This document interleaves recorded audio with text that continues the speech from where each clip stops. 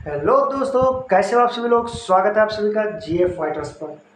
आ गए हम आप सभी के बीच एक नए शानदार वीडियो के साथ। जी हाँ दोस्तों, इस वीडियो में हम बात करेंगे ट्रांसलेशन के पांचवें लेक्चर के बारे में। जी हाँ दोस्तों, यूट्यूब पर जीएफ फाइटर्स ने ट्रांसलेशंस के वीडियोस अपलोड करना शुरू कर दिया है।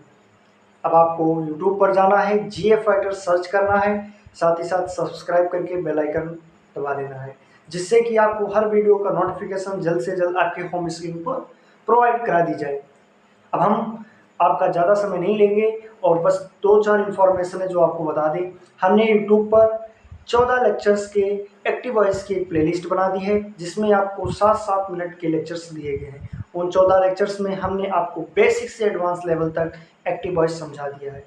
अब दूसरा इन्फॉर्मेशन आप सभी के लिए, इसी के साथ साथ 8 लेक्चर का मैंने एक पैसिव वॉइस का प्लेलिस्ट बनाया है, जिसमें भी 8 मिनट 7 मिनट 10 मिनट के ऐसे लेक्चर्स हैं, जिसकी मदद से आप बेहतरीन तरीके से पैसिव वॉइस करना सीख जाओगे।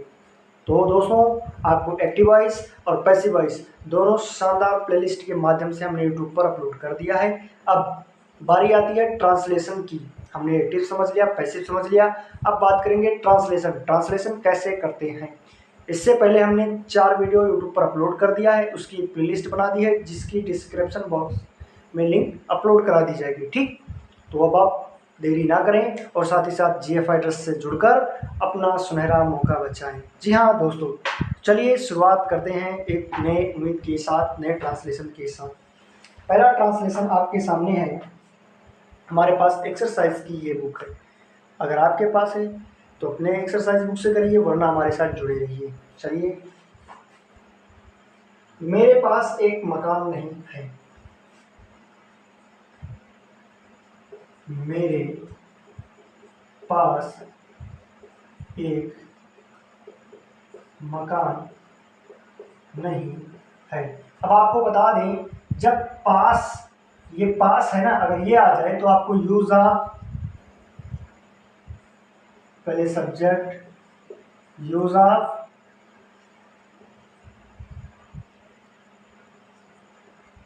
हैज, हैव और हैड प्लस कंप्लीमेंट, इसका प्रयोग करना है। ठीक, अब जैसे मेरे पास एक किताब, सॉरी, मेरे पास एक मकान नहीं है। अब आप क्या इसका ट्रांसलेशन कर पाओगे? चलिए बताते हैं कैसे करते हैं। पहले आपको पता होना चाहिए, सबसे पहला चीज आपको क्या है, टेंस पता होना चाहिए, किस टेंस में है। जी हाँ दोस्तों, अंत में है आया है, तो जैसा कि मैंने पहले बताया कि है आ जाए तो ये प्रेजेंट टेंस में है। अब बारी आती है पहचान की। ये पास आया है तो आपको पता होना चाहिए, जब कभी पास वास आ जाए, ऐसे ट्रांसलेशन, सिंपल ट्रांसलेशन में पास आ जाए, ठीक, तो उसके लिए हैज, हैव या हैड का प्रयोग करते हैं। हैज एक वचन के लिए, हैड बहुवचन के लिए, हैड इसका पास्ट टेंस है। ठीक, अब चलिए ट्रांसलेशन करते हैं। सब्जेक्ट क्या है? मेरे, मेरे की अंग्रेजी आई। अब आई बहुवचन माना गया, इसलिए हैव लगाएंगे, आई हैव। ठीक, अब आई हैव, फिर नॉट नेगेटिव है तो नॉट हो जाएगा, फिर ये मकान, ये हाउस या home, HOUSE, house. I haven't a house. अगला, अगला ट्रांसलेशन आप सभी के सामने स्क्रीन पर। क्या तुम्हारे पास विज्ञान की पुस्तक है? क्या तुम्हारे पास विज्ञान की पुस्तक है?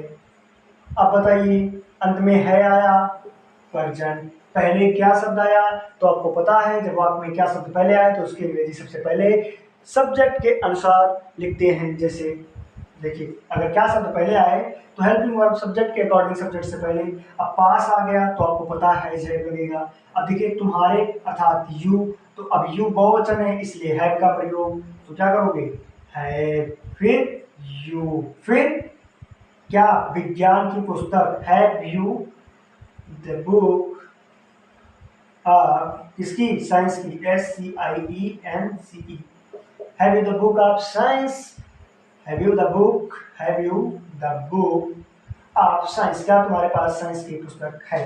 अगला ट्रांसलेशन, क्या गाय के 4 पैर होते हैं?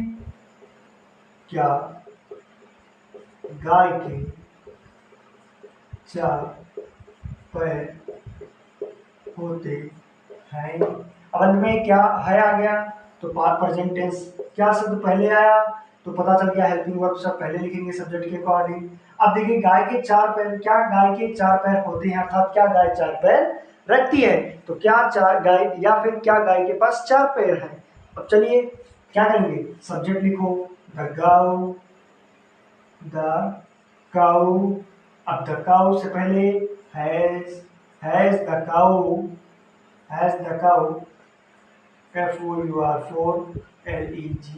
legs, has the four, has the cow has the cow four legs। क्या गाय के पास चार पैर है, या क्या गाय चार पैर रखती है। अगला ठीक है, अगला सेंटेंस, क्या आपके पास टिकट है।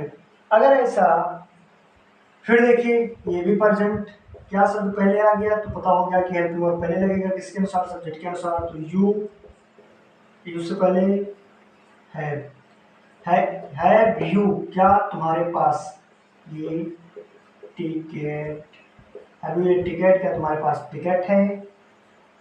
फिर हमें कल छुट्टी नहीं मिली थी, यहाँ लिखेंगे हमें कल छुट्टी नहीं मिली थी। ये ट्रांसलेशन आप सभी के लिए, इसका ट्रांसलेशन आप सभी लोग कमेंट बॉक्स में बताएंगे।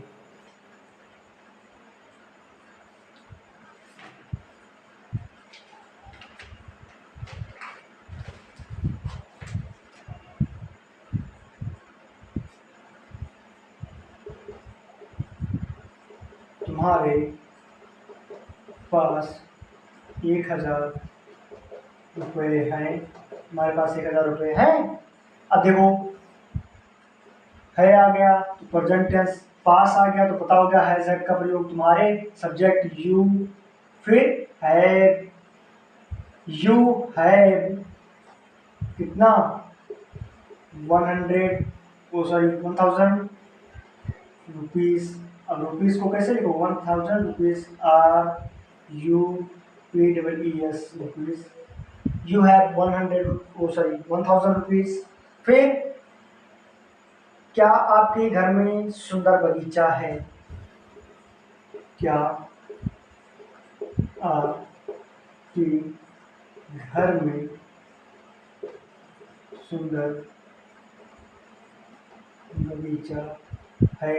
अब क्या आपके घर में सुंदर बगीचा है, अंत में है आया प्रेजेंट टेंस, क्या पहले आया, तो आपको पता है कि हेल्पिंग वर्ब पहले लिखते हैं किसके अनुसार, सब्जेक्ट के अनुसार। चलिए आपकी अंग्रेजी यू से पहले हैव यू, सुंदर बगीचा, ए ब्यूटीफुल गार्डन, कहाँ घर में, इन द हाउस, क्या आपके घर में सुंदर बगीचा है। Have U a beautiful garden in the house.